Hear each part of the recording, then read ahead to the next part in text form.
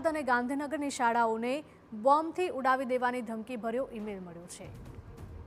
ઈમેલમાં બપોરે 1:30 વાગે bomb blast થવાનો ઉલ્લેખ કરાયેલો છે।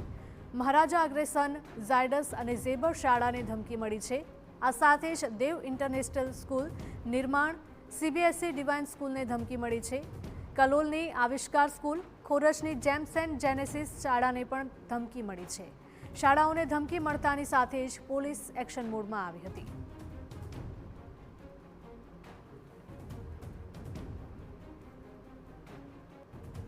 તો ખાલિસ્તાન મૂવમેન્ટ સાથે સંકળાયેલ ગ્રુપે ધમકીભર્યો ઈમેલ કર્યો છે।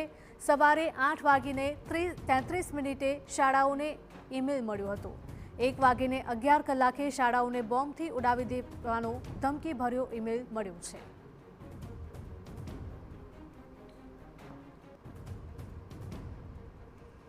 અમદાવાદ અને ગાંધીનગરની શાળાઓમાં બોમ્બથી ઉડાવી દેવાની ધમકી મળી છે। શાળાઓને બોમ્બથી ઉડાવી દેવાનો ઈમેલ મળ્યો છે। ઈમેલમાં બપોરે 1:30 વાગે બોમ્બ બ્લાસ્ટ થવાનો ઉલ્લેખ થયેલો જોવા મળ્યો। મહારાજા અગ્રેસન સ્કૂલ, ઝાયડસ સ્કૂલ અને ઝેબર સ્કૂલને પણ ધમકી મળી છે। તેની સાથે દેવ ઇન્ટરનેશનલ સ્કૂલ, નિર્માણ, સીબીએસઈ ડિવાઇન સ્કૂલને પણ ધમકી મળી છે। કલોલની આવિષ્કાર, ખોરજની જેમ્સ એન્ડ જેનેસિસ શાળાને પણ ધમકીભર્યો ઈમેલ મળ્યો છે। શાળાઓને ધમકી મળવાની સાથે પોલીસ એક્શન મોડમાં આવી છે। શાળામાં પણ દોડધામ મચી ગઈ હતી। શિક્ષકો એલર્ટ થઈ ગયા હતા અને વિદ્યાર્થીઓને ઘરે પરત મોકલવામાં આવ્યા। તો ખાલિસ્તાન મૂવમેન્ટ સાથે સંકળાયેલા ગ્રુપે આ ધમકીભર્યો ઈમેલ કર્યો હોવાનું સામે આવ્યું છે। સવારે 8:33 શાળાઓને ઈમેલ મળ્યો હતો। વાલીઓમાં પણ ચિંતાનું મોજું ફરી વળ્યું છે।